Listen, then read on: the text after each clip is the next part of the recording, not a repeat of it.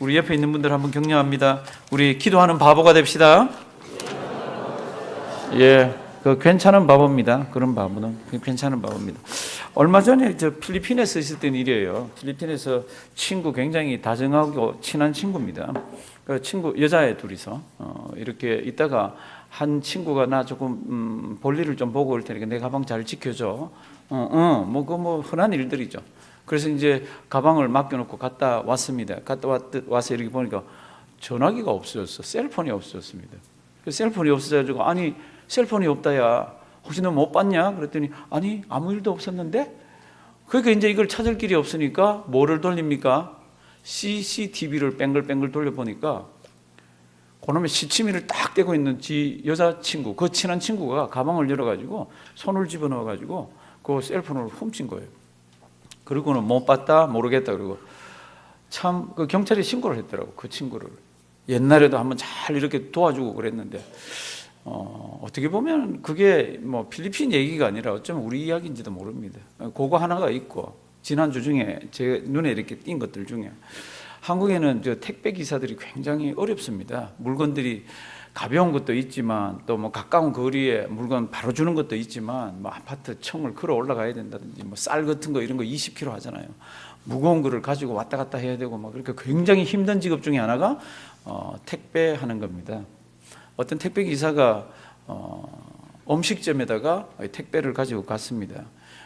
가서 거기 놓고 나오려고 그랬더니 주인이 반말을 찍찍 이렇게 하면서 그거 저 안에까지 가져오라고. 그래서 택배기사가 우리는 요 문 앞에까지 갖다 여기까지 갖다 놓는 것이 우리 임무니까 됐다. 그래서 갈라 그랬더니 막 반말을 하면서 결국은 이걸 가지고 기사 읽어보셨죠? 그 안에까지 가지고 들어갔습니다. 얼마나 수모를 당했는지 모릅니다. 이 사람이 택배 물건을 놔놓고 나오면서 후회하실지도 모릅니다. 그리고 나왔어요. 그리고 하루 종일 택배를 다 하고 난 뒤에 이제 택배 기사들 주로 모자를 쓰고 다닙니다. 누군지 모르기도 해야 되고 뜨겁고 그러니까 모자를 벗고 그 음식점으로 갔잖아요. 뭐로 갔습니까? 택배 기사라고 한 게 아니고 손님으로 갔습니다. 그래서 이 글들을 읽어보니까 자기가 받은 만큼 갚아줬다고 반말 찍찍하면서 사장 불러가지고 막 호통도 치고 난리도 치고 받은 만큼 돌려줬다고. 댓글이 달립니다. 댓글이 달립니다. 뭐라고 달릴까요? 시원하다고, 잘했다고 이렇게 달립니다. 제가 그걸 이렇게 보면서 야, 그 필리핀의 두 여자애 중에나 아니면 이 택배기사나 음식점 주인 중에 어쩌면 예수 믿고 믿음 갖고 있고 주일날이면 교회 와서 예배 잘 드리고 은혜 받았다 그러고 간 사람이 있을지도 모르겠어요. 예수 믿는다는 게 뭔가, 어떻게 믿는 게 잘 믿는 건가, 그 쉽지가 않습니다. 그런데 오늘 우리가 이 성경 구절을 너무너무 잘 아는 성경 구절이에요. 오늘 이 성경 구절을 정신 어떻게 해요? 바짝 차리고 보셔야 됩니다. 왜냐하면 저에게 주시는 말씀이고 우리 성도님들 우리 각자에게 주시는 말씀입니다. 이 성경으로 한번 살펴보지 않으면, 이런 성경들이 자주 나오질 않습니다. 이거 살펴보지 않으면요, 우리는 어쩌면 그냥 그대로 세상 나가서 또 지금 신앙생활하면서 그렇게 살지 모릅니다. 우리 바꿔야 되는 게 많아요. 그 중에 이제 오늘 이제 한번 보십니다. 오늘 보시면은 제가 다 아는 내용이라 그랬잖아요. 그러니까 내용이지만 다시 한번 이렇게 잘 그 언외의 뜻과 하나님이 이걸 기록해서 우리에게 주시는 그 이유를 잘 한번 보시기를 바랍니다. 성경은 이렇게 되어 있습니다. 이후에, 무슨 후에인가, 저 앞에 21절까지 이야기가 있습니다. 무슨 이야기가 있습니까? 니고데모가 밤에 예수님을 찾아왔습니다. 그 이야기가 21절까지 쫙 길게 있습니다. 니고데모는 구약의 선생이에요. 랍비입니다. 아주 해박한 그런 성경 지식을 가지고 있는 사람입니다. 그가 예수님한테 와서 뭐라 그럽니까? 예수님, 하나님이 함께 하시지 않으면 당신의 이 표적이나 기사나 이런 거는 못 하는 겁니다. 그랬더니 예수님이 그 니고데모가 왜 왔는지를 압니다. 진실로 진실로 내가 네게 이르노니 거듭나지 않으면, 다시 태어나지 않으면 어디에? 하나님 나라에 들어가지 못한다. 그 요한복음 3장에 지금 기록되어 있는 겁니다. 다시 태어나다니, 우리가 어떻게 엄마 뱃속에 다시 들어갔다가 다시 태어나는가? 네가 이스라엘의 스승이 되어서도 그걸 모르느냐? 그거는 성령 하나님께서 하시면 그건 된다는 겁니다. 그게 예수 믿는 이야기, 도리를 가르쳐줍니다. 다시 태어난다는 것은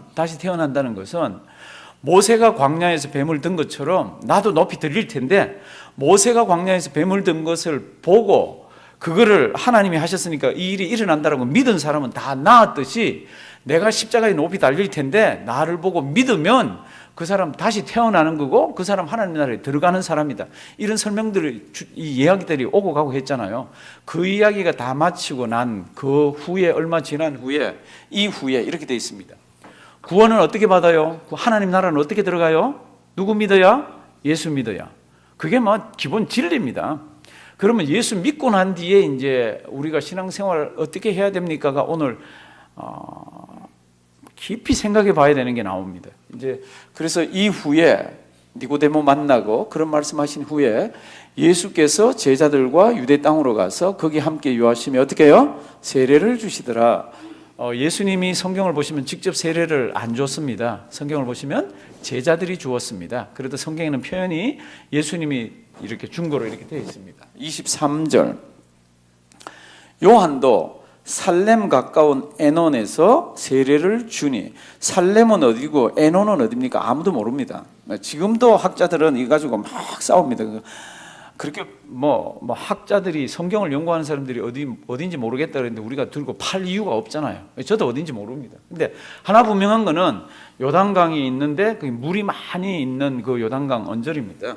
그러니까 요한도 살렘 가까운 에논에서 세례를 주니 거기 무엇이 많습니까? 물들이 많이 있습니다. 그래서 사람들이 와서 무엇을요? 세례를 받습니다. 뭐 이거는 뭐 이제껏 했던 이야기인데 이제 지금부터 잘 보셔야 됩니다. 지금부터 24절 요한이 아직 옥에 갇히지 아니하였더라. 그러니까 오늘 이 요한복음 3장 22절에서 30절은 요한이 죽기 전에, 옥에 갇히기 전에 마지막으로 요한복음에 기록된 말씀이에요. 요한복음에 기록된 세례 요한의 마지막 이야기입니다. 이제 25절 이제 사건이 진행되는데 제가 왜 아까부터 우리가 잘 봐야 된다 그랬나 그러면 이제 잘 한번 보십시오. 요한의, 세례 요한의 제자에게도 이런 게 있고 우리에게도 이런 모습이 있습니다. 이에 요한의 제자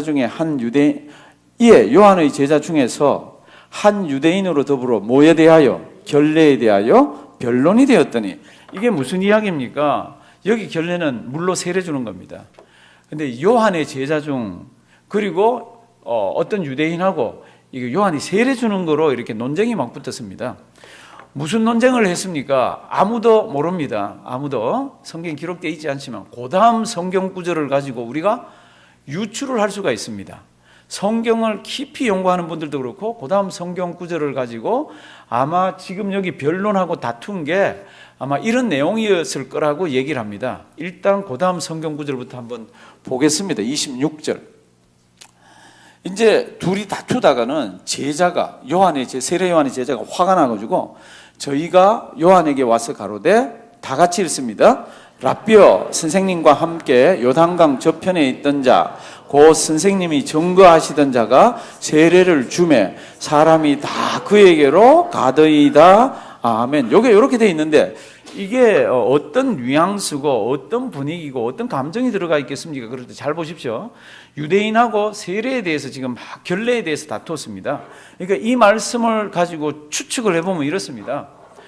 왜 너희 선생님이 옛날에 세례 줄 때는 그렇게도 사람들이 바글거리면서 오더니 이제는 지금 저쪽에 있는 저 사람한테, 예수라는 그 사람한테 가서 세례를 받냐? 너희 선생님이 주는 세례가 저분이 주는 세례보다 조금 못한 거 아니야? 너희 선생님이 저분보다 못하니까 사람들이 다 절로 가지? 뭐 이런 식의 다툼이에요. 지금 26절을 가지고 우리가 25절을 보면은, 그러니까 이 제자가 화가 엄청나게 왔습니다. 옛날에 와글와글 그러면서 세례 요한을 따라다닐 때는 자기들도 막 으쓱으쓱하고 기분이 좋았는데 이제 사람들이 다 글로 가버리고 소수만 일로 옵니다. 그러니까 저희가 요한에게 와서 가로되, 랍비여, 선생님과 함께 요단강 저편에 있던 자 누구예요? 예, 선생님과 함께 요단강 저편에 있던 자, 곧 선생님이 증거하시던 자, 이분이 누구예요? 예수님이잖아요. 이 제자가 이거 모르겠습니까? 알죠? 학자들이 다 멈춰서 그럽니다. 이놈의 자식이 알면서도 속에 엉긴 게 있고 화가 나니까 예수라고 얘기를 안 하고 선생님과 함께 요단강 저편에 있던 그 자, 그리고 선생님이 계속해서 증거하던 그 사람이 말이죠, 세례를 주니까 그걸로 싹 다 가버렸습니다. 지금 선생님한테 막 따지는 거예요. 왜 따집니까? 선생님도 좀 자극해가지고 더 불러 모으든지 아니면 가서 한번 부딪히든지 아니면 뭐를 회복하게 하기 위해 가지고 이 속에서 이게 막 부글부글 하는 거예요. 뜻은 이렇습니다. 예수님하고 있는 저 제자들과 그 무리들은 막 이렇게 흥황하게 뭔가 흥청흥청 돌아가는데 자기들이 막 지금 쪼그라들고 있습니다. 작아들고 있고 잊혀지고 있고 막 그렇습니다. 그게 못 있겠는 거예요. 그러니까 세례 요한의 제자가 그걸 가지고 선생님이 저 요단 저편에서 세례도 주고 같이 있었던 그분, 그리고 선생님이 매일 전거하고 지금도 전거하는 그분에게로 사람이 다 갔습니다. 뒤에 말 없는 건 어떻게 하면 좋아요? 선생님 이거 뭐 이렇게 막 나가는 겁니다. 성도 여러분들, 이런 거는 우리 모두에게 다 있습니다. 우리 모두에게 다 있습니다. 모두에게. 사람이면 다 있습니다. 교회 2000년 역사의 교회 역사를 찾아보면 주님의 이름만 높아져야 됩니다. 하나님만 영광 거두셔야 됩니다. 이거 모르는 사람 없습니다. 다 그렇게 주장했는데 나도 내 이름도 같이, 그래서 안 되고 내 이름이 잊혀지고 내가 작아지고 이러면요 얼마나 교회마다 어려운지 모릅니다. 이거 교회 2000년 역사가 그렇습니다. 지금 이거는 뭐 예수님 가까이서 보던 이 사람들도 그렇잖아요. 선생님 도대체 이런 일이 이제 막 그러면서 막 나왔습니다. 그때 이제 27절 요한이 대답하여 가로되 만일 어디서요? 하늘에서. 이 하늘에서라는 뜻은 하나님께서라는 뜻입니다. 하늘에서 하나님께서 주신 바 아니면 사람이 아무것도 받을 수 없느니라. 주님의 일을 한다, 주님 앞에 서서 신앙생활한다 이럴 때 우리에게 주신 모든 것들은 하나님께서 위로부터 주셨다는 겁니다. 나에게도 그런 은혜를 많이 주셔가지고 사람들이 그렇게 밀물들 막 밀려오면서 막 주님의 사역을 하는 때가 있다는 겁니다. 그때도 하나님이 주셨고, 지금 사람이 적게 오는 것도 지금 하나님께서 나에게 은혜를 주셔서 요 사역이고, 지금 예수님께 사람들이 몰려가는 것도 하나님이 그렇게 하늘에서 주셔서 은혜를 주시니까 그렇게 가는 거다. 인생 사는 동안에 하나님을 염두에 두고 보면 다 하나님께서 하시는 거니까 이제 제자들에게 그렇게 이야기를 하면서 28절 보시면 이렇습니다. 세례 요한이 늘 얘기했잖아요. 내가 그리스도가 아니라고. 나의 말한 바 나는 그리스도가 어떻게 해요? 아니요. 그의 앞에 보내심을 받은 자라고 한 것을 증거할 자는 누구요? 너희니라. 요 문장 구조를 잘 봐야 됩니다. 세례 요한이 늘 당신이 그리스도요, 당신이 그 선지자요, 당신이 누구요 막 이렇게 얘기할 때에 세례 요한은 I am not, N-O, no 이러면서 얘기를 했습니다. 나 아니라 그랬습니다. 그럼 너 뭐야? 그럴 때 뭐라 그랬죠? 나는 광야에 외치는 자의 소리야. 내 뒤에 오는 그분에게 모든 초점이 있지 나에게 있는 게 아니야. 뒤에 누군가가 오셔 이런 말을 했다는 겁니다. 그걸 제자들도 다 들었고 지금도 그 말을 하고 있는 겁니다. 그러니까 내가 그렇게 한 거를 너희도 나가서 그렇게 해야 되고, 내가 그렇게 했다라고 너희도 다른 사람한테 그렇게 해야 된다는 겁니다. 그러니까 누구를 이야기하는 거예요? 예수 이야기를 나도 이때껏 했지만 너희들도 그렇게 해야 된다는 겁니다. 여기 28절이 꽤 중요합니다. 나의 말한 바 나는 그리스도가 아니요 그의 앞에 보내심을 받은 자라고 한 것을 뭐라고요? 증거할 자는 누구라고요?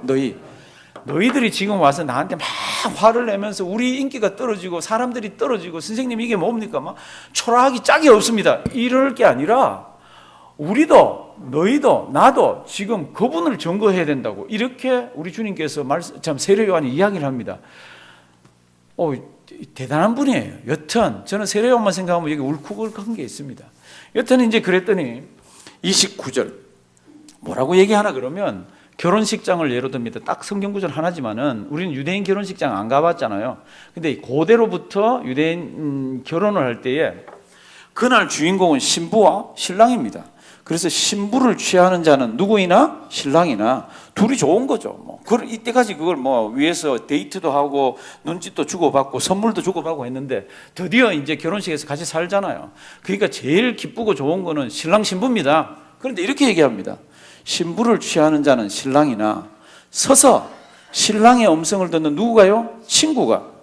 이때 신랑의 가장 친한 친구가 결혼식 돌아간 걸 다 압니다. 그리고 다 주관을 하고 그때 또 프리자이드도 하고 거기 막 신랑 입장 우리말로 하면 막 그런 것도 다 하는 겁니다.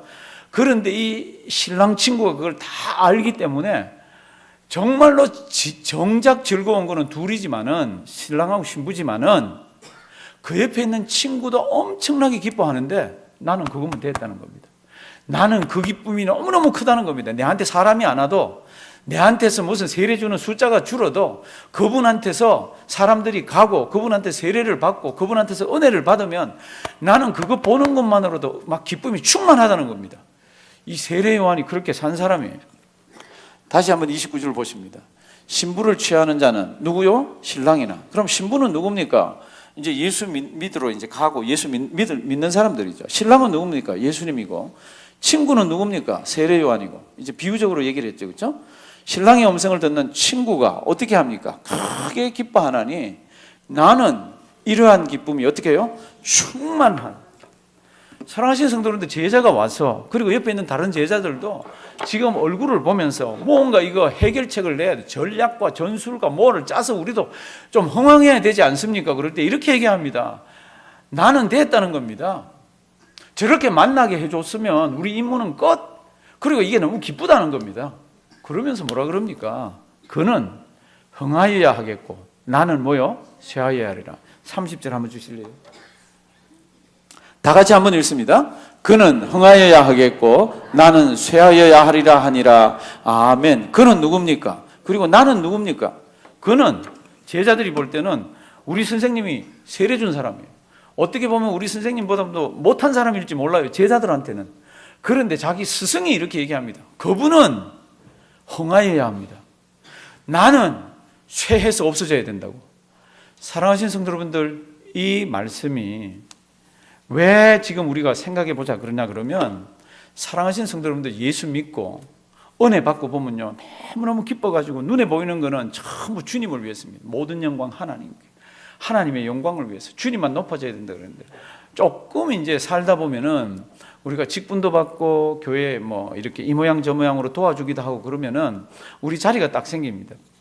우리 자리가 딱 생기면은 He must increase, but I must decrease. 그랬더니 이게 He must increase and I must increase 이렇게 나갑니다. 아니면 He must increase and me too 이렇게 나갑니다. me too 뭔지 알아요? 좀 그게요, 이 성경 구절 모르는 사람 없잖아요. 다 압니다. 이 성경 구절. 그는 흥하여야겠고 나는 쇠하여야 하리라. 이게 다 압니다. 다 아는데 우리 저 밑구석에 뭐가 있습니까? 주님 영광 거두시옵소서. 하나님의 이름만 높아져야 합니다. 근데 하나님, 나도 조금 이게 우리에게 있는 거 있잖아요. 성도 여러분들, 교회 2000년 역사를 보면은 그게 자리를 잡으면 얼마나 치명적인지 모릅니다. 세례 요한은 알아요. 얼마나 예수 그리스도가 위대하신 분이고 그분이 어떤 분인지 알아요. 그리고 하나님이 자기에게 은혜를 주셔서 자기가 어떻게 살겠는지 압니다. 세례 요한이 처음 성경에 등장할 때 어떻게 등장합니까? 약대 트롯을 입고 가죽띠를 띠고 입에는 뭐를 먹습니까? 메뚜기와 석청을 식사로 삼아가지고 광야에 아주 귀괴한 모습으로 나타나서 막 외칩니다. 회개하라, 뭐래요? 천국이 가까웠다 그러면서 막 외칩니다. 모든 사람들이 400여 년 동안 하나님의 말씀이 희귀해서 없었습니다. 이상으로나 꿈으로나 말씀으로나 이런 게 없었습니다. 예수님 오시기 전에 한 400년 구약의 역사가 그렇습니다. 그러니까 사람들이 답답하고 클클하고 참 하나님의 음성과 하나님 뭐를 받고 싶은데 딱 한 사나이가 나타나서 막 하늘의 음성을 갖다 외칩니다. 그래서 막 사람들이 막 쫓아가잖아요. 어마어마하게 사람들이 모였습니다. 그때 세례 요한의 입에서 나오는 게 뭡니까? 아브라함의 자식이라고 그러지 말아라. 막 이 군인들에게도 쌍욕을 하고요. 거기 세리들에게도 막 욕을 합니다. 세금 더 이상 그렇게 받지 말아라. 군인들은 다른 사람들을 그렇게 억압하지 말아라. 하나님의 백성이라면, 죄사함을 받은 사람이라면 이렇게 살아야 하느니라. 욕하고 책망하는데도요, 사람들의 마음이 시원합니다. 왜 시원하죠? 하나님의 말씀이라. 그게 하나님의 말씀이라. 나를 치고 있고 막 자기들을 욕하고 있지만 이게 하나님의 말씀이라 너무너무 시원합니다. 그래서 막 사람들이 세월이 지나면서 뭐라 그럽니까? 당신이 그 그리스도냐고, 당신이 그 선지자냐고. 세례 요한이 뭐라 그럽니까? 아니라고 그럽니다. 나는 아니라고. 내 뒤에 오시는 이가 있다고. 그분은 성령으로 세례를 줄 거라고. 나는 그분의 신 끈도 풀었다 맸다 들기도 나는 못할 그런 존재라고. 내 뒤에 오시는 분이 계시다고. 사랑하시는 성도 여러분들, 온 백성들이요 그렇게도 세례 요한을 따라다니고 세례 요한이 책망을 했지만요 속이 후련했습니다. 왜요? 그 말씀이 뭐라? 하나님의 말씀이라. 그러니까 하나님의 말씀이 나에게 올 때 고민할 거 없습니다. 고민이 되거나 뭐가 기분이 나쁘거나 이러면 이 사람은 하나님의 말씀을 모르는 겁니다. 누구든지 하나님의 말씀이 오면은 나한테 관한 거건 너한테 관한 거건 우리한테 관한 거건 속이 후련해야 됩니다. 그게 이스라엘 백성들이었습니다. 그런데 세월이 조금 지나면서 이 제자들이 그걸 참아내지를 못합니다. 참아내지를 못합니다. 왜 우리 선생은 이렇게 쪼그라들어야 되고 왜 저분은 저렇게 인기가 있어지고 왜 그런가? 선생님 그리고 올 때 뭐라 그럽니까? 나는 내 임무를 다했다. 신랑 신부가 만나서 예식을 행하고 그리고 친구가 그 옆에서 보면 그 기쁨이 얼마나 충만하냐. 나는 그런 기쁨이 나는 넘친다. 그는 흥하여야겠고 나는 어떻게 해요? 쇠하여야 하리라. 저랑 따라 하십니다. 그는 흥하여야겠고 나는 쇠하여야 하리라. 이거 죽을 때까지 이거 가슴에 담아놓지 않으면요 아는데 머릿속에는 있는데 다른 게 나옵니다. 뭐가 나와요? 맞습니다. 하나님 주 예수 그리스도는 increase, 그분은 흥해야 합니다. 그리고 하나님 아시죠? 저도 이 정도 하면 제 이름도 높여주시고 제 이름도 하나님 조금 영광 받아야 되지 않습니까? 이렇게 나갑니다. 천만에 목사인 저부터 시작해서 우리 모두 다가 주님 앞에 엄숙하게 이 말씀을 가슴속에 담으셔야 됩니다. 왜요? 이게 우리의 숙제라. 언제까지? 죽을 때까지 숙제라. 우리 몸이 흙으로 돌아갈 때까지 이 문제만은 잘 안 됩니다. 잘 되든가요? 잘 안 됩니다. 잘 안 됩니다. 내가 뭔데 있으면 이게 뭐 못합니다. 교회라는 것은 전부 하나님께서 은혜를 주셔서 모여들었지만 거꾸로 한 번만 더 뒤로 돌아가 보면 전부 죄인들이었던 데 모였습니다. 그리고 우리 본성들이 살아있는 사람들입니다. 그래서 막 이 모양 저 모양으로 울작울작 어느 교회나 2000년 교회 역사를 보면 그런데 그는 흥하여야 됩니다. 그러나 나는 쇠해도 괜찮습니다. 그런 백성들이 이곳저곳 숨어 있어가지고 하나님의 교회와 나라가 돌아가고 있습니다. 거기에 나도 조금 더 이름이 나야 되고 내 이름은 죽어지면 안 됩니다. 하나님 잊혀지면 안 됩니다. 이런 사람들이 강할 때는 교회마다 얼마나 어려운지 모릅니다. 1세기 때부터 그렇습니다. 1세기 때부터. 이 세례 요한은 제가 이렇게 보면 왜 제가 이렇게 이 사나이를 생각하면 가슴이 뭉클뭉클하다 그랬잖아요. 마태복음 11장을 보시면은 세례 요한에 대해서 이렇게 얘기하고 있습니다. 여자가 낳은 자 중에 세례 요한보다 큰 자가 없도다. 세례 요한을 제일 높였습니다. 왜 세례 요한이 제일 큽니까? 그가 도덕적으로, 그가 영적으로, 그가 뭐 성경적으로, 뭐적으로 위대해서 그렇습니까? 다른 사람보다 더 위대합니까? 그런 의미가 아니라 세례 요한은 예수 그리스도라는 신약의 예수 그리스도가 메시아가 오신 구약의 제일 마지막 선지자로서 제일 가까이서 봤습니다. 하나님의 계시가 쫙 이렇게 구약 신약 이렇게 쭉 펼쳐져 있으면 예수 그리스도가 이 땅에 오신 것을 가장 가까이서 본 구약의 선지자입니다. 세례 요한을 설명할 때 신약의 선지자를 안 그럽니다. 구약의 마지막 선지자를 그럽니다. 그가 예수 그리스도가 메시아가 이 땅에 오신 것을 그동안 예언이 그렇게 돼 있었잖아요. 그거를 가장 가까이서 본 사람이 세례 요한입니다. 그러니까 여자가 낳은 자 중에 예수 그리스도를 중심으로 해서 가장 큰 자라는 겁니다. 그러나 그도 천국에서는 작은 자보다 작다 그랬잖아요. 이게 무슨 뜻입니까? 앞으로 천국은 구약의 유대인들의 할례를 받았다, 뭐 하나님의 백성이다, 유월절 잔치에 참여한다, 뭐 토라를 받았다, 이거로 들어가는 게 아니라 앞으로 오는 세상은 부족하고 연약하고 더럽고 죄 많고 냄새나도 예수를 믿으면, 구약에서 그렇게 보기를 원했던 그 예수를 믿으면 누구든지 천국에 간다는 겁니다. 그래서 그렇게 간 사람들은 구약의 마지막 선지자 예수를 보면서도 구약적인 그런 배경에 있는 사람의 큰 보담도 예수 그리스도의 보혈을 의지하고 들어간 사람이 가장 크다는 겁니다. 성도 여러분들, 성경을 보시면 하나님께서 세례 요한에게 안 주신 게 계세요. 그렇게 우람한가 대담한가 막 용기를 주시고 영적으로 갖다 퍼부었지만 안 주신 게 있어요. 그게 뭡니까? 요한복음 10장을 보시면요, 세례 요한에게는 표적과 이적과 기사를 하나도 일어나게 안 했습니다. 왜 안 했을까? 제가 이번 설교를 준비하면서 이제까지는 그 생각을 못 했습니다. 그리고 아무리 주석을 찾아봐도 그런 내용이 없었는데 제가 이번에 이거를 깨달으면서 왜 하나님께서 세례 요한에게 이적과 기사를 행할 능력을 주시지 않으셨나?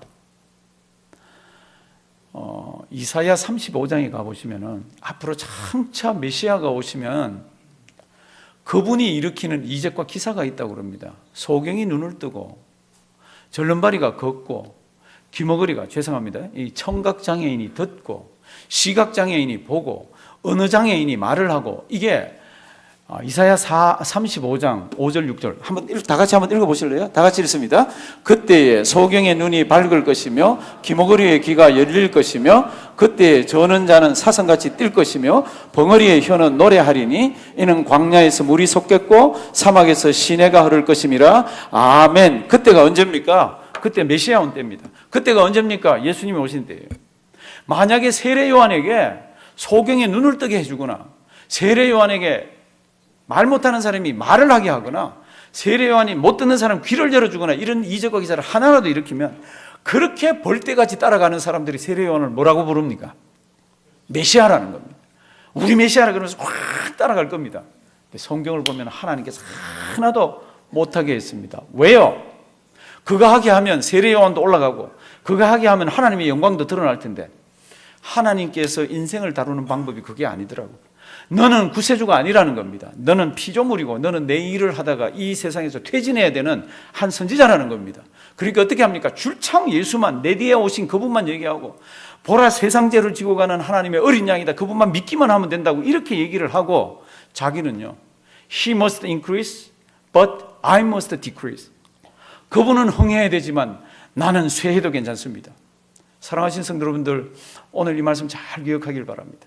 하나님께서 얼마든지 넉넉하게 세례 요한에게 이적과 기사를 주실 수도 있었는데 하나님의 사역이 방해되는 거라 이적과 기사까지도 안 주면서, 여자가 낳은 자 중에 구약에서 이야기하면 가장 큰 자지만은 하나님께서 그 자를 그렇게 쓰셨더라고. 그리고는 어떻게 됩니까? 낮아지고 없어지고 잊혀지고 그래도 괜찮다는 겁니다.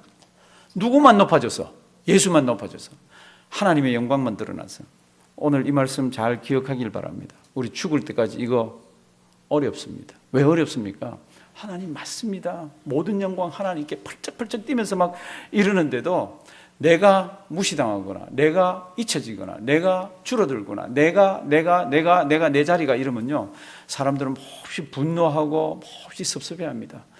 우리 모두에게 있습니다. 그때 이 말씀 기억하셔야 됩니다.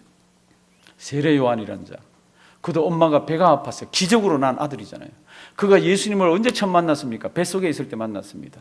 누가복음 1장을 보시면은 마리아가 잉태하고 난 뒤에 세례 요한이 엄마를 만나러 갑니다. 만나서 딱 이렇게 했을 때 성경 말씀을 보면 세례 요한의 엄마가 얘기합니다. 우리가 만났을 때에 내 태중에 있는 아이가 기뻐서 막 날뛰었다고 그럽니다. 세례 요한은 주님이면 기뻤습니다. 자기는 죽어도 괜찮았습니다. 주님이면 높여야 됩니다. 자기는 낮아져도 괜찮았습니다. 그게 자기의 영광이라, 그게 자기의 기쁨이라. 사랑하시는 성도님도 우리의 기쁨이 뭐예요? 내 이름이 올라가는 겁니까? 우리 이름은 잊혀져도 괜찮습니다. 주님의 이름만, 주님의 몸된 교회만, 내가 껴있는 다른 형제들이 내가 낮게 여김으로써 올라가는 그것으로 다 얼마든지 기뻐할 수가 있습니다.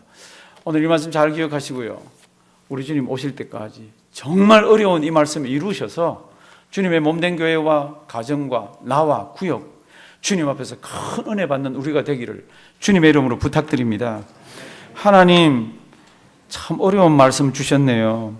죽을 때까지 잘 지키는 우리 되게 해 주시옵소서. 예수님의 이름으로 기도드리옵나이다. 아멘.